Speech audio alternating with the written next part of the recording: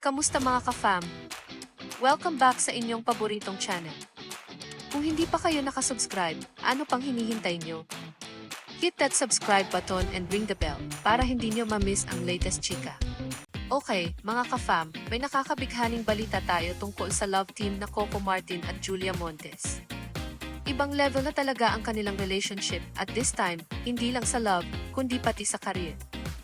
Let's talk about how Julia Montes is now a producer in the hit show Batang Quiapo at kung paano ito naging malaking hakbang sa kanyang personal growth.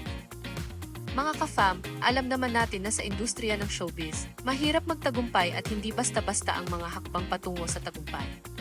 Pero alam mo bang si Julia Montes, ang iniidolo nating actress, ay kumuha ng bagong direksyon sa kanyang career.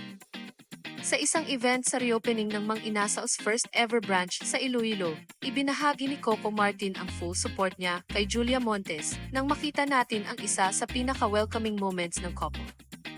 Sabi ni Coco, "Syempre, kapag mahal niyo ang isang tao, gusto niyo sabay kayong aangat. Dapat nagtutulungan." Si Julia, panibagong journey na naman. Kung ano man ang pinapasok niya, lagi akong nakasuporta. Wow, di ba? Ganyan pala ang tunay na love. Hindi lang basta love, kundi love na may suporta at pagtutulungan sa lahat ng aspeto ng buhay. Maging sa trabaho, negosyo, at syempre, sa mga personal na pangarap. At hindi lang basta si Julia ay part ng Batang Quiapo. Mga ka-fam, alam niyo ba na siya rin ay isang producer na ngayon? Ang pangalan ni Julia Montes ay lumabas sa 60 episode ng Batang Quiapo bilang isa sa mga producers, kasama si Coco Martin. Grabe, talagang solid silang duo. Imagine nyo, mga ka-fam, hindi lang sa screen magkakasama ang magkasintahan na ito, pati na rin sa pagbuo ng show. Tila ba nagsisilbing inspirasyon sila para sa mga magkasintahan na gusto ding magtulungan at magtagumpay sa kanilang mga pangarap. Kaya naman, ang pagiging producer ni Julia Montes ay hindi lang basta isang career move, kundi isang huge milestone sa kanyang personal growth. Isa itong patunay na kaya ng isang babae na magsimula ng bagong chapter, mag-explore ng mga bagong oportunidad, at ipakita sa buong mundo na hindi lang siya isang mahusay na aktres, kundi isang powerhouse na rin sa industriya.